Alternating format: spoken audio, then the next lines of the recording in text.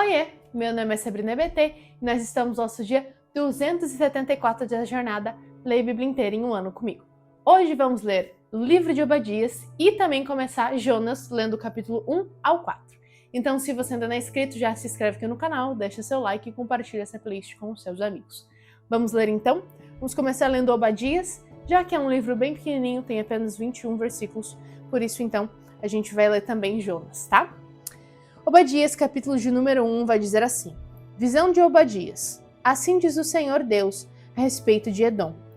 Vimos uma notícia vinda do Senhor, e um mensageiro foi enviado às nações para dizer: Prepare-se, prepare-se, para a guerra contra Edom. Eis que fiz de você uma nação, pequena entre as outras, muito desprezada. O orgulho do seu coração os entregou. Você vive nas fendas das rochas, num lugar elevado, e diz em seu íntimo: Quem poderá me jogar lá para baixo? Ainda que você suba como a águia e faça do seu ninho entre as estrelas, que lá eu a derrubarei, diz o Senhor. Se ladrões o atacassem ou assaltantes viessem de noite, como você está destruído, não levaria só o que lhes bastasse. Se fossem até você os que colhem uvas, não deixaria pelo menos alguns cachos? Como foram saqueados os bens de Esaú? Como foram vasculhados os seus tesouros escondidos? Todos os seus aliados, ó Edom, o empurraram para fora do seu território. Aqueles que estavam em paz com você o enganaram e prevaleceram contra você. Aqueles que sentam à sua mesa preparam uma armadilha para os seus pés, e não há em Edom entendimento. Naquele dia, diz o Senhor, destruirei os sábios de Edom e o entendimento do monte de Esaú, e os seus valentes, ó Temã, ficaram apavorados porque do monte de Esaú todos sejam exterminados pela matança. Por causa da violência feita ao seu irmão Jacó, você ficará coberto de vergonha e será exterminado para sempre. No dia em que estranhos levaram os bens de do seu irmão Jacó, você estava presente quando estrangeiros entraram pelos portões e lançaram sorte sobre Jerusalém. Você mesmo era um deles. Você não devia ter olhado com prazer para os dias do seu irmão, o dia da sua calamidade. Se você não devia ter te alegrado pelo que aconteceu com os filhos de Judá no dia da sua ruína. Vocês não deviam ter falado de boca cheia no dia da angústia. Você não devia ter entrado pelo portão do meu povo no dia de sua calamidade.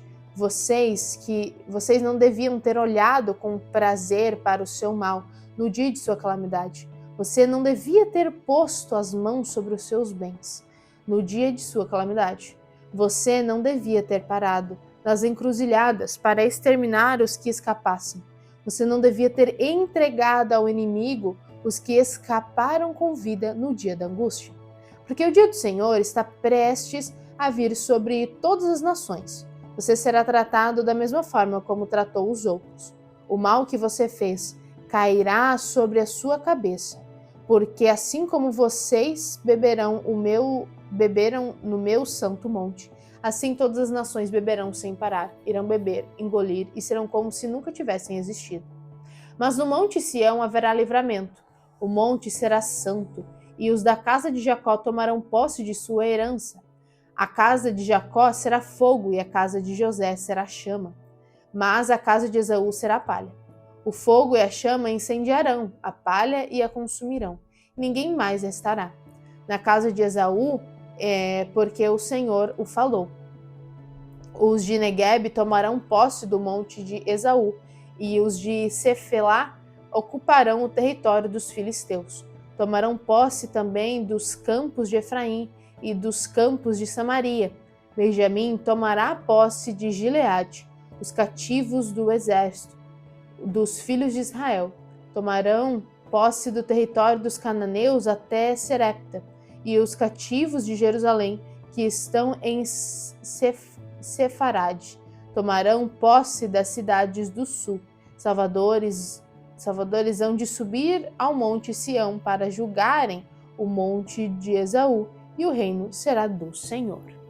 E este é o livro de Obadias. E é interessante que o livro de Obadias ele é bem pequenininho, mas se a gente for analisar aqui, Obadias está justamente trazendo uma palavra do Senhor para o povo de Edom, né? Castigando porque o povo de Edom, em vez de ter sido um povo que ajudasse o pessoal de Jerusalém, ele acaba sendo cruel, né, com eles. Lembrando que Edom também era para ser povo de Deus, já que eles são da descendência de Esaú, mas eles não se comportam dessa forma. Então, por isso que o Senhor vai trazer essa repreensão, né, através do profeta Obadias, falando sobre isso. Ele é um livro curto, mas é um livro justamente trazendo essa mensagem para o povo de Edom. E agora, então, vamos começar Jonas. Mas antes de começar Jonas, eu quero que você deixe nos comentários se você acha que é uma ideia legal. A gente podia trazer aqui falando um pouco do pano histórico, do pano geral de cada profeta. O que vocês acham? Coloque nos comentários se vocês gostariam de vídeos assim. Mas muito bem, vamos agora para o nosso capítulo de número 1 do livro do profeta Jonas, que vai dizer assim: A palavra do Senhor veio a Jonas, filho de Amitai, dizendo: Levantem-se, vá à grande cidade de Nínive e pregue contra ela, porque sua maldade subiu até a minha presença. Jonas se levantou, mas para fugir da presença do Senhor, para Tarsis. Desceu a Jope e encontrou um navio que ia para Tarsis. Pegou a passagem e embarcou no navio para ir com eles para Tarsis, para longe da presença do Senhor. Mas o Senhor lançou sobre o mar um forte vento e levantou-se uma tempestade tão violenta que parecia que o navio estava a ponto de despedaçar. Então os marinheiros ficaram com medo e clamavam cada um ao seu Deus. Lançaram no mar a carga que estava no navio para que ele ficasse mais leve. Jonas, porém, havia descido ao porão do navio. Ali havia se deitado e dormia profundamente. O capitão do navio se aproximou de Jonas e lhe disse: O que está acontecendo com você? Agarrado no sono? Levante-se e invoque o seu Deus. Talvez assim esse Deus se lembre de nós, para que não pereçamos. Os marinheiros diziam uns aos outros: Vamos lançar sorte para descobrir quem é o culpado deste mal que caiu sobre nós. Lançaram sorte e a sorte caiu sobre Jonas. Então lhes disseram: Agora nos diga, quem é o culpado? Por este mal que nos acontece? Qual a sua ocupação? De onde você vem? Qual a sua terra? E de que povo você é? Jonas respondeu: Eu sou hebreu e temo o Senhor, o Deus do céu, que fez o mar e a terra. E então os homens ficaram com muito medo e lhe perguntaram: O que é isso que você fez? Pois aqueles homens sabiam que Jonas estava fugindo da presença do Senhor, porque ele lhes havia contado.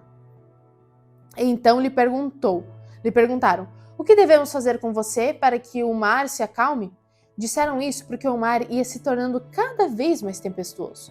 Jonas respondeu: Peguem-me e me lancem no mar. Então o mar ficará calmo, porque eu sei que por minha causa essa grande tempestade caiu sobre vocês. Em vez disso, os homens remavam, esforçando-se para alcançar a terra, mas não podiam, porque o mar ia se tornar cada vez mais tempestuoso contra eles. Então clamaram ao Senhor e disseram: Ah, Senhor, rogamos-te para que não nos deixes perecer por causa da vida deste homem, e não faças cair sobre nós este sangue inocente, porque tu, Senhor, fizestes o que foi do teu agrado. Em seguida, os marinheiros pegaram Jonas e o lançaram no mar, e a fúria do mar se acalmou. Então esses homens temeram muito o Senhor, ofereceram sacrifício ao Senhor e fizeram votos. O Senhor ordenou que um grande peixe engolisse Jonas, e Jonas esteve 3 dias e 3 noites no ventre do peixe. Capítulo de número 2. Então Jonas, no ventre do peixe, orou ao Senhor, seu Deus, e disse: Na minha angústia clamei ao Senhor, e ele me respondeu. No ventre do abismo gritei, e tu ouvistes a minha voz, pois me lançastes nas profundezas no coração dos mares.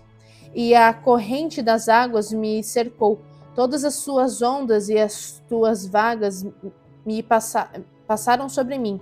Então eu disse: estou excluído da tua presença. Será que tornarei a ver o teu santo templo? As águas me cercaram até a alma, o abismo me rodeou, e as algas se enrolaram na minha cabeça.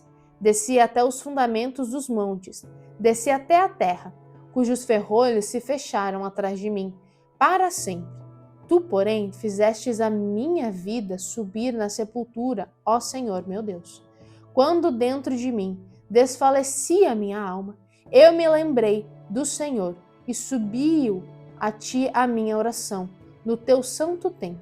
Os que adoram ídolos vãos abandonam aqueles que lhes é misericordioso, mas com a voz do agradecimento eu te oferecerei sacrifício. O que prometi, cumprirei. Ao Senhor pertence a salvação. E o Senhor falou ao peixe, e este vomitou Jonas na terra. Capítulo de número 3. A palavra do Senhor veio a Jonas pela segunda vez, dizendo: levante-se, vá à grande cidade de Nínive e pregue contra ela a mensagem que eu lhe darei. Jonas se levantou e foi para Nínive, segundo a palavra do Senhor. Ora, Nínive era uma cidade muito importante diante de Deus. Era necessário 3 dias para percorrê-la. Jonas começou a percorrer a cidade caminho de um dia e pregava dizendo: ainda 40 dias e Nínive será destruída. Os ninivitas creram em Deus, proclamaram um jejum e vestiram roupa feita de pano de saco, desde o maior até o menor. Quando essa notícia chegou ao rei de Nínive, ele se levantou do seu trono, tirou os trajes reais, cobriu-se de pano de saco e sentou-se sobre cinzas, e mandou proclamar e divulgar em Nínive o seguinte: por mandado do rei e dos seus nobres, ninguém, nem mesmo os animais, bois e ovelhas, podem comer coisa alguma que não lhes deem pasto, nem deixem que bebam água. Todos devem ser cobertos de pano de saco, tanto as pessoas como os animais. Então clamaram fortemente a Deus e se converterão, cada um de seu mau caminho e da violência que há nas suas mãos.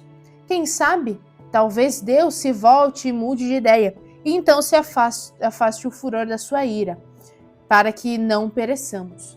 Deus viu o que fizemos, como se converteram do seu mau caminho, e Deus mudou de ideia quanto ao mal que tinha dito que lhes faria e não o fez. Capítulo de número 4, e o último capítulo do livro de Jonas, diz assim: mas Jonas ficou muito aborrecido e com raiva. Ele orou ao Senhor e disse: ah, Senhor, não foi isso que eu disse, estando ainda na minha terra? Por isso me adiantei, fugindo para Tarsis, pois sabia que tu és Deus bondoso e compassivo, tardio em irar-se e grande em misericórdia, e que mudas de ideia quanto ao mal que anunciaste. Agora, Senhor, peço que me tires a vida, porque para mim é melhor morrer do que viver. E o Senhor disse: você acha que é razoável essa sua raiva? Então Jonas saiu da cidade e sentou-se num lugar a leste da mesma. Ali construiu um abrigo, sentou-se na sombra para ver o que aconteceria com a cidade. Então o Senhor Deus fez crescer uma planta por cima de Jonas para que fizesse sombra sobre a sua cabeça, a fim de o livrar de seu desconforto. E Jonas ficou muito contente por causa da planta. Mas no dia seguinte, ao amanhecer, Deus enviou um verme que atacou a planta e ela secou. Quando o sol desceu, Deus fez soprar um vento leste muito quente. O sol bateu na cabeça de Jonas de maneira que ele quase desmaiou. Então pediu para morrer, dizendo: para mim é melhor morrer do que viver. Então Deus perguntou a Jonas: você acha que é razoável essa sua ira por causa da planta? Jonas respondeu: é tão razoável que até quero morrer. O Senhor disse: você tem compaixão da planta, que não lhe custou nenhum trabalho. Você não a fez crescer. Numa noite ela nasceu e na noite seguinte desapareceu. E você não acha que eu deveria ter muito mais compaixão da grande cidade de Nínive, em que há mais de 120 mil pessoas que não sabem distinguir entre a mão direita e a mão esquerda, e também muitos animais? E é isso, e é assim que termina o livro de Jonas, com um questionamento sobre a misericórdia do Senhor. Me conta aqui nos comentários o que você achou mais interessante, tanto do livro de Obadias quanto do livro de Jonas. Vou adorar saber. Um beijo da Sá e até amanhã!